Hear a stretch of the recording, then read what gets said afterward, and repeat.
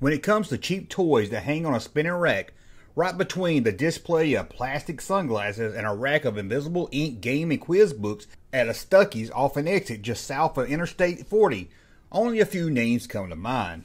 Ja Rule, no, not that guy. We're talking about Ja Rule, the maker of such rack toys as Baywatch binoculars, Ice Age dinosaurs, and a big old bag of cowboys and Indians. Another name that might come to your mind is Flintwood. No, not that Flintwood, but the Flintwood that made such classic rack toys as Starsky and Hutch's 3D Viewer. It was just a very cheap plastic Viewmaster. Planet of the Apes Pinball, or their best-selling Love Boat Barber Set. But one name that should come to your mind is L'Army. Oh God, I hope I said that one right. Who made such classic backseat of the car vacation time waster toys like Land of the Lost Safari Shooter, the Battlestar Galactica wallet, and the impressive Josie and the Pussycats jewelry set. When it comes to rack toys, that is as best as you can do with a rack toy. Not only would they release a slew of rack toys, they would also help change the market when it came to water guns. And they would give us what might be the most annoying jingle in toy advertisement history. But we'll get to that a little later. L'Army started up in 1947 under the name Ring Brothers Toy Wholesale. At the time, David W. Ring and his brother didn't know about selling toys on racks, so they sold them out of the back of their car. I guess you could call them trunk toys. Then, in early 1959, the brothers found themselves in Japan, and they found even cheaper toys than they were selling out of their car. Toys that could be packed on a flat piece of cardboard with a bubble holding the toy on, and you could place it on a spinning rack. Those Japanese brainiacs did it again, David Ring was rumored to have said after seeing the toys. The brothers had a whole new plan when they got back to the States. The days of selling cheap toys out of their car was over. They were selling cheap toys that they could hang on a spinning rack at gas stations and 5 and dime stores. They relaunched their toy empire with L'Army Corporation in 1959. With the major toy companies not really caring about movie and TV show tie-ins, the brothers reached deals with almost every studio in Hollywood to sell cheap, low-cost, low-quality toys that had nothing to do with the studio movie or TV show except for a picture of it on the cardboard that would help promote the movie or television show. It was a win-win for the studios and the Ring brothers.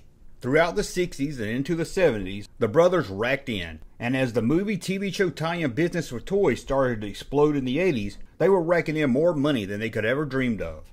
In 1984, they would hit it big with more than just a cheap toy on a rack, when they would meet inventor Alan Omron. Alan had invented Post-it notes a few years before. That is, unless you ask 3M, who say they invented it. And now Alan had a whole new invention that the boys just wanted to be a part of. A battery-powered water gun. The days of pulling that plastic cap off the back of a small plastic gun and filling it with water to shoot off a little stream was about to end. Almost overnight, the Ring brothers, with the help of Alan, would change the water gun market. Now water guns were bigger, better, holding more water, and shooting the water further and harder than any little kid ever dreamed. And these water guns didn't look like cheap plastic guns anymore. They looked like real Uzis and machine guns. With the success of the battery-powered water gun, the brothers hung up their toy-making hat on a spinner rack and sold the company to Alan David and Ma Yang Song. The Ring brothers changed water guns overnight, but David and Song would change the water gun business forever. At the 1989 Toy Fair in New York City, the two met JPL engineer Lonnie Johnson, who invented a pressure water air reservoir. The two knew that this was what water guns needed. It would mean no more running to the kitchen sink or to the backyard water hose every 5 minutes. This would be a water gun that could hold a tank full of water. In 1990, the company would launch Power Drencher, the water gun that made your dad's water gun look like a Yugo. This was bigger, powerful, and best of all, had a lot of water to soak your enemies.